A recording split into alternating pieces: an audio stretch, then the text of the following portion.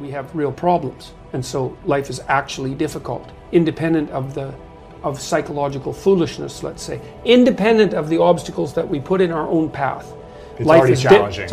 It's already fatally challenging, right? Life is the ultimate challenge. We will die. Yes, and so there is a challenge. Yeah. Yes. Uncertainty, fear, pain, all those. Yes, things. Yeah. Everything that goes along with suffering is a challenge, and it's the full challenge because it takes everything you have, and so.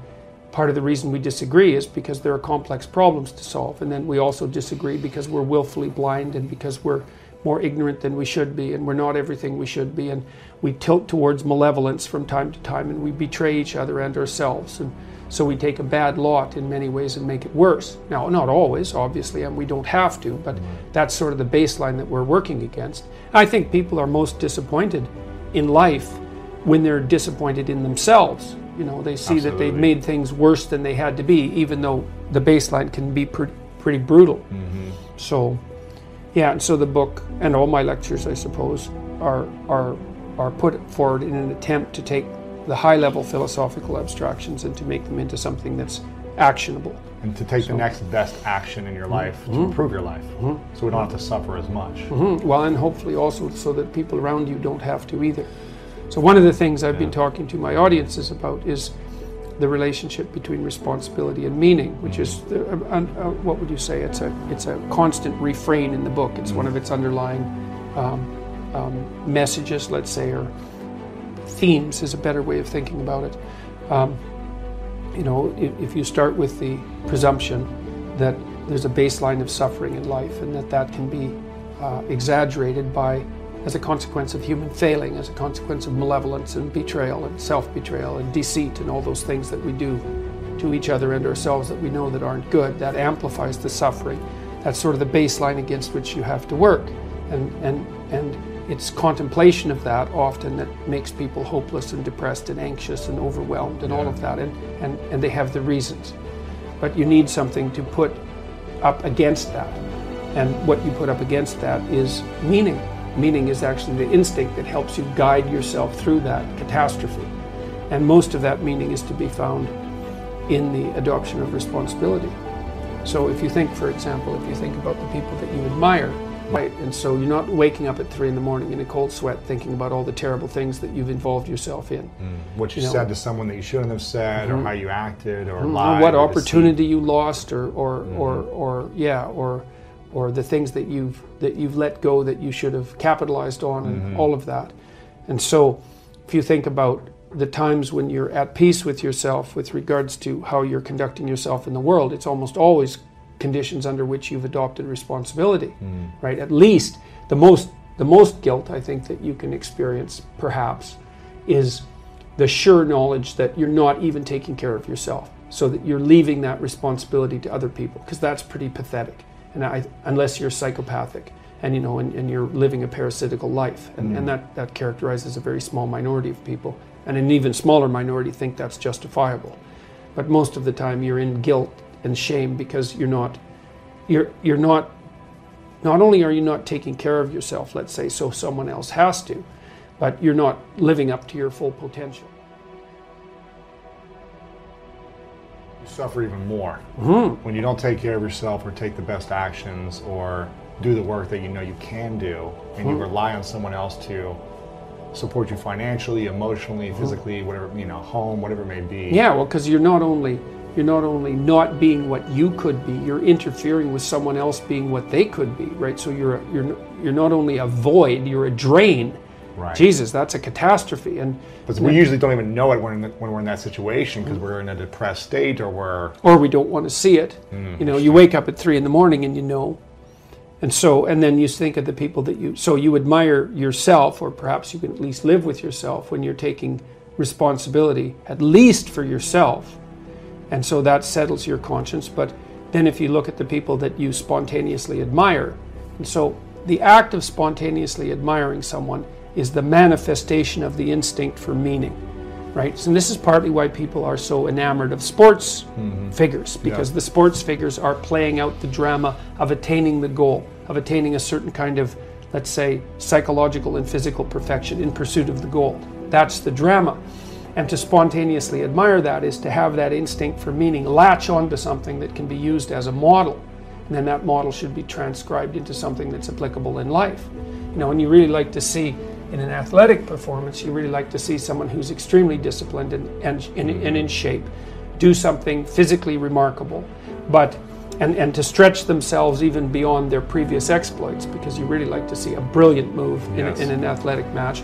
But you also like to see that person ensconced in a broader moral framework, so that not only are they trying to win and disciplining themselves in pursuit of that victory and then stretching themselves so they're continually getting better, but they're doing it in a way that helps develop their whole team and that's good for the sport in general and that reflects well on the broader culture. They're a great leader on their team, they're positive, they're good sportsmen against the competitors, they're not negative towards the other people, they're lifting them up too. They're like the ultimate human. That's right, so that they can work for their own improvement in a way that simultaneously works for the improvement of their team and for the sport, and then to the degree that that spills over into the broader culture, so much the better. So that's all being dramatized in an athletic event, and it's not philosophical, it's concrete, right? It's dramatized in the world, and that's what the games represent. And so, and it's partly because, in some sense, life is a game. It is. It is, in that you're always, the analogy is that in life, like in sports, you're setting forth an aim, and then arranging your perceptions and your actions in pursuit of that aim. And that you also generally do it while cooperating and competing with other people. Right. So that's also the game-like element as well. All of that's dramatized in athletics. Yeah. That's like philosophy for people who aren't philosophical. And I'm not being smart about that. Yeah. You know? It's like it really is philosophy for people who aren't being philosophical, because it's played out, you know. And you can see it too. You can see the spontaneous appreciation for the human spirit manifest itself when you see people rise to their feet spontaneously in a sports arena when they see someone do something particularly remarkable. See an athlete who's extremely trained stretch themselves beyond what you'd think is a normative human limit, and everyone celebrates that, like, spontaneously. So it's quite...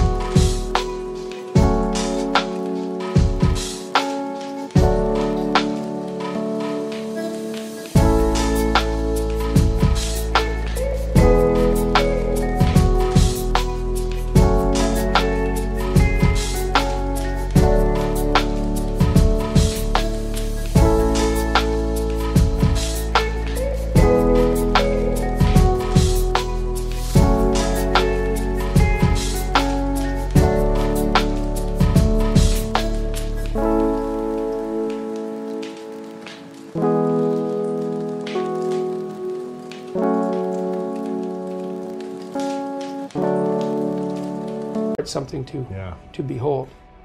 What philosophy is, or even theology for that matter, is an abstract model, like it's laid out in words. Now the problem often is it becomes so abstract that people don't know how to bring it back down to embodiment. Yes, whereas something like the drama of a sports event is sort of midway between philosophy and action, right? It's not entirely abstracted because it's not only coded in words. It's acted out. It's visual. You can see an example of what just happened. And you can try to reverse engineer how they did that. Well, yes, exactly. Well, at least the fact that you admire the person means that you might start to try to act like them.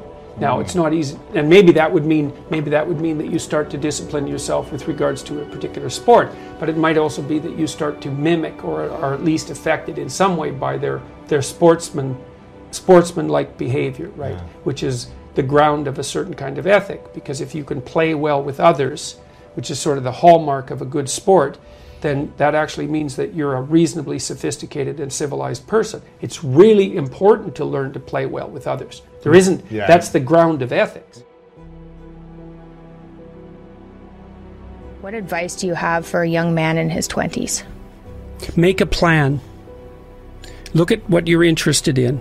Get disciplined about something. Allow for the possibility that you have something important to contribute to the world, and that the world would be a lesser place without that contribution. Don't be afraid of taking on responsibility. It's where you find what sustains you in your life. You can take on too much responsibility. You have to be cautious in that regard, but that's a less common problem than not taking on enough. a lot of the things that people regard as traps are actually the means to their life. You know, often young people are afraid of commitment, for example, in the context of a romantic relationship, and because they feel that that's going to interfere with their pursuit of something more valuable. But that's just not the case. You're not going to find something more valuable in your life than a committed relationship.